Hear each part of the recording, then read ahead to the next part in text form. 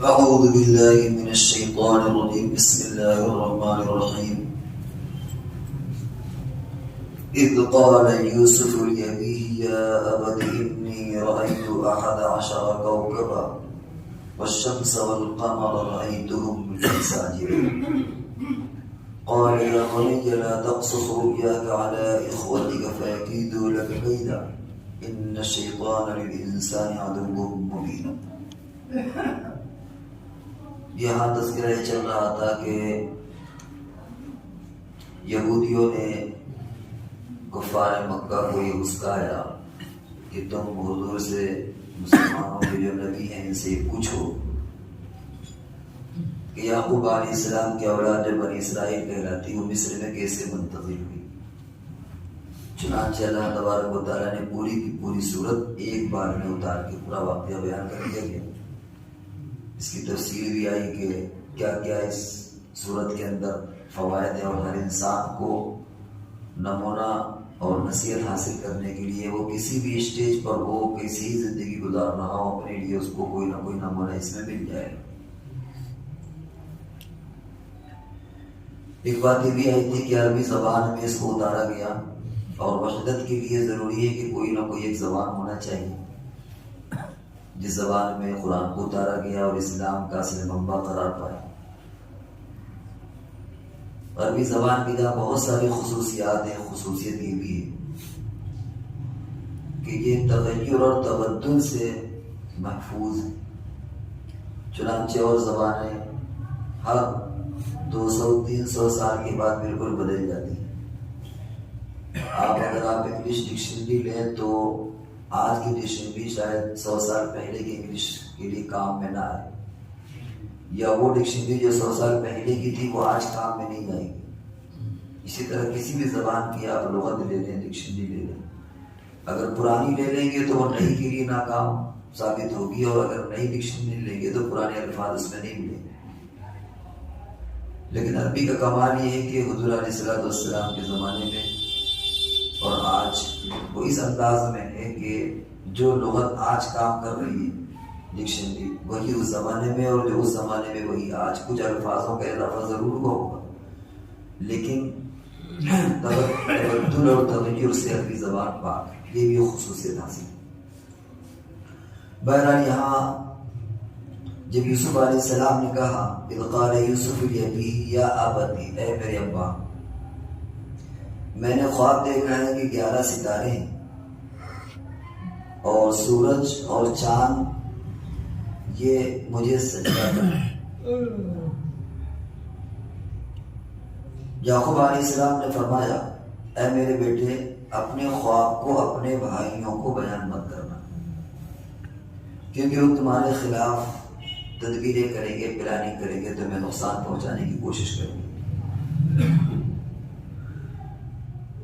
ان آیات میں جو ہمیں سبق ملتا ہے وہ یہ کہ عموماً سوتیلا معاملہ جو ہوتا ہے اس میں کہیں نہ کہیں حسد بھی آ جاتا ہے، خاص طور سے اگر کسی بھائی کو ترقی ہو رہی ہو تو حسد آپس میں پیدا ہو جاتا ہے.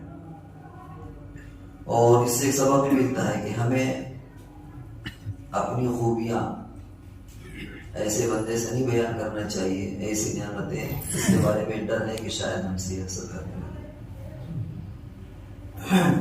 جب قریبی رشتہ داروں میں حسد تمام رہا ہے تو دوسری جگہ بھی بطریق اولا ہوگا.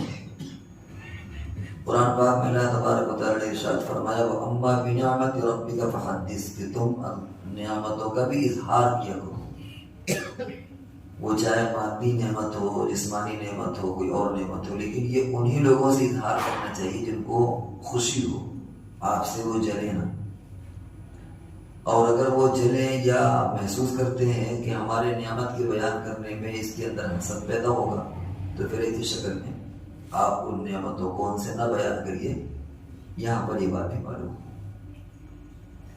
اسی طرح یعقوب یوسف علیہ السلام نے جو اختیار کیا لفظ وہ یا ابتی، اے میرے ابا، ابو، ابا جو اردو میں کہا جاتا ہے، اس میں شفقت محبت زیادہ ہے بنسبت ان الفاظ کے جو پاپا اور بیٹی میں. ان الفاظ میں وہ محبت اور جاذبیت نہیں ہے جو ابا یا ابو یا ابی ان الفاظ میں وہ اپنائیت، وہ معنویت، وہ محبت ہے، وہ جو بھی اس کے علاوہ ڈیڈ، ڈیڈی، پاپا، بلکہ بعض لوگوں نے تو لطیفہ ہی لکھا ہے کہ پاپا پاپ سے لگ رہا بنا ہے، جیسے پاپا کوئی جوڑ نہیں ہے پاپا اور ڈیڈی کا. لیکن آج ہمارے یہاں مسلم معاشرے میں یہ بھی بہت اپنے کو ایڈوانس ثابت کرنے کے لیے اس طرح کے بھی جملے، یعنی یہ الفاظ بھی استعمال کیے جاتے ہیں. تو اپنائیت کا بھی اظہار ہونا چاہیے. یوسف علیہ السلام نے خواب دیکھا اور ابا نے منع کر دیا کہ خواب کو بیان نہ کرنا. اس میں خواب کی حقیقت اور خواب کس سے بیان کرنا چاہیے، کس سے نہیں بیان کرنا چاہیے، احادیث میں اس کی بھی ہدایات موجود ہیں.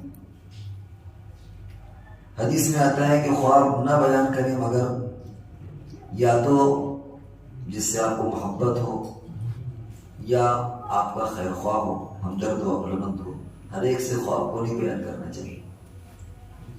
الا حبیبا او لبیبا الفاظ آتے ہیں، یا تو جس سے محبت ہو یا جو عقلمند ہو، آپ کا برا نہ چاہیے. اور نبی اکرم صلی اللہ علیہ وسلم نے یہ بھی ارشاد فرمایا کہ لم یبق من مبشرات النبوہ الا رؤیا الصادقہ، کہ مبشرات نبوت میں سے کچھ باقی نہیں رہا مگر سچے خواب. حدیث میں آتا ہے کہ خواب 46واں حصہ ہے نبوت کا. یہ 46واں حصہ کیسے ہوگا؟ 23 سال آپ کی نبوت کا زمانہ ہے. 23 سال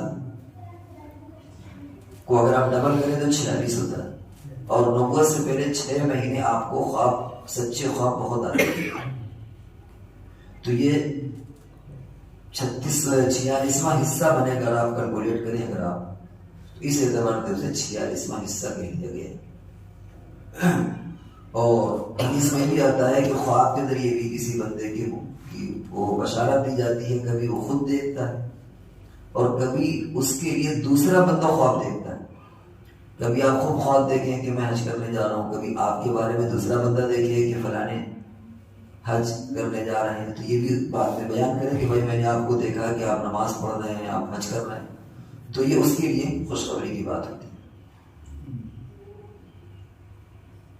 تو ان آیات میں جو چیز معلوم ہوئی وہ ہے کہ خواب کو کس طرح بیان کرنا ہے، کس سے بیان کرنا ہے، کس سے بیان نہیں کرنا.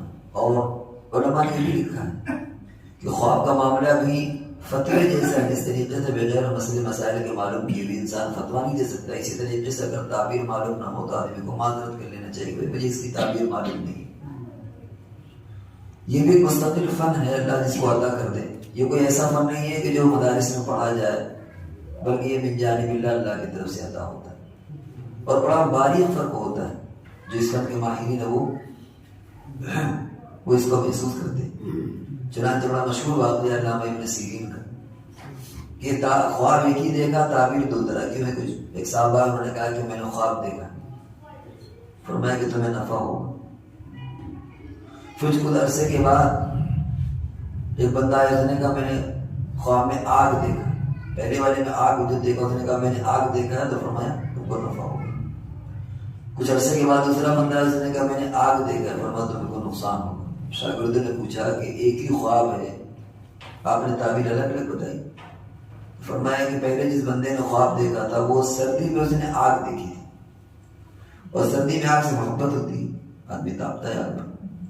اور دوسرے بندے نے جو خواب دیکھا اس نے گرمی میں دیکھا، اور گرمی میں آگ سے نفرت ہوتی ہے، اس لیے نقصان. تو یہ بہت چھوٹے چھوٹے فرق ہوتے ہیں جو خواب کے ماہرین، جو معبر تعبیر دینے والے ہوتے ہیں، وہ اس کو پہچان لیتے ہیں. لیکن ہر آدمی اس کو نہیں جانتا، اس لیے ہر انسان کو خواب کی تعبیر نہیں دینا چاہیے. تو یہ ان آیات میں چند سبق معلوم ہوئے، اور انشاءاللہ آگے اور بھی جو اس سے ہمیں نصیحتیں ملتی ہیں انشاءاللہ پھر